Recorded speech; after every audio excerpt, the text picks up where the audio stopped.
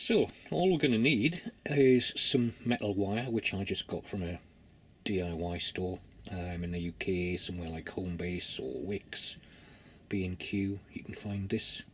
I've no idea what people use it for, but I found it there. Coffee stirrers, well, there's lots of places you can get those from, even during a lockdown. Beer mat, or cardboard will do, or thick card will do.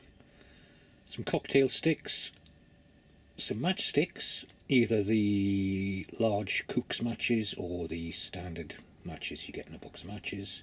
Either is fine. And some wet wipes. And I just take those out, get the clean ones.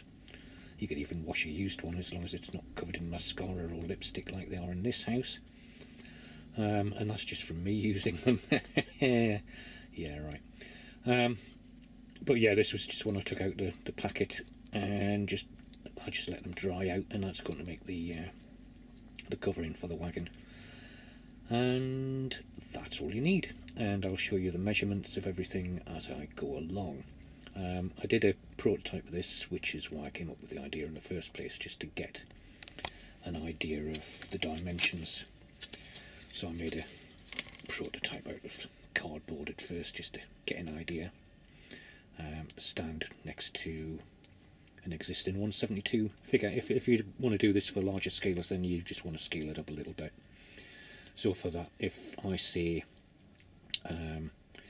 something is 5 centimeters long, like the sides of the cart and the base of the cart, then you probably want to scale that up to 6 centimeters, maybe 6.5. But see how you go.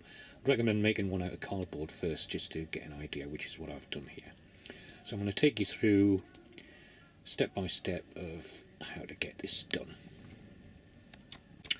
So, as the sides and the base of the wagon are going to be 5 centimeters long, I've cut the wet wipe 5.5 by 5.5, because what I want to do is sort of fold over the canvas at the front and the back, so it looks, and also to tack it to the sides of the wagon to keep it attached.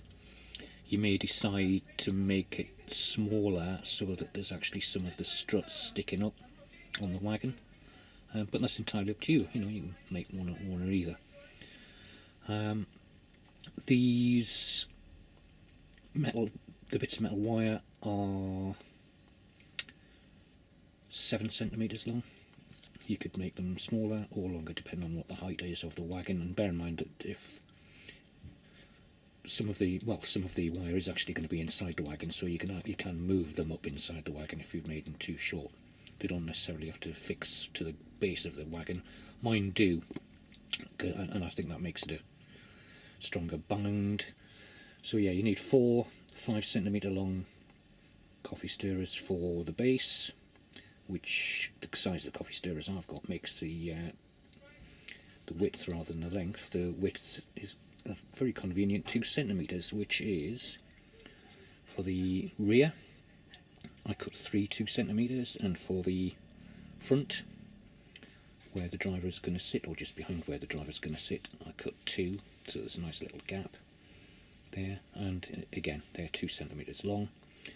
The sides again, 5 centimeters long, 3 for each side.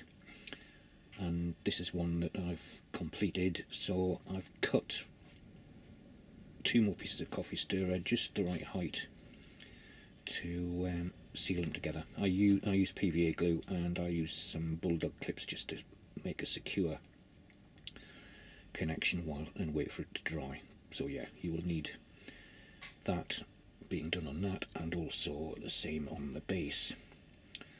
For the base, I've cut the connections a bit smaller so they can actually fit inside the truck, and it makes a nice seal all around.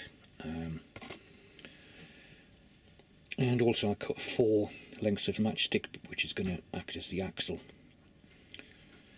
For the wheels, I used a dime, which I'm just going to find. So I've got a collection of foreign coins here, and I found that the best fit was a American dime. A cent is slightly larger, might be just as good, depending on what size wheels you want, but I find for me that's fine. So I cut out 8 wheels, stuck them together and connected them with a cocktail stick. That will make the axle, and once I've got the wagon ready, then I'll be gluing those underneath, and then I can adjust where the wheels are going to go before gluing them into place with super glue. I want them to sort of stick out a little bit from the sides of the wagon rather than rubbing up against them. And also cut some more pieces of coffee stirrer to make the wheel look a bit more authentic.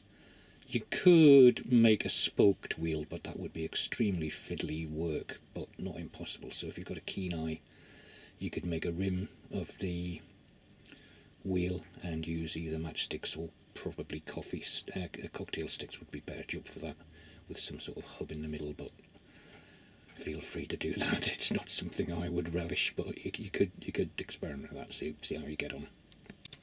As for the supports for the canvas, I just bent them and affixed them in there. You see on the base of the wagon, the base has slotted in quite nicely, so I got a nice firm join between the base and the sides of the lorry. It's a little bit fiddly waiting for these to stick, but bear with it. And side on, you see I've positioned the first matchstick as a guide for where the wheels are going to go, because you want a nice gap between them but not too wide a gap.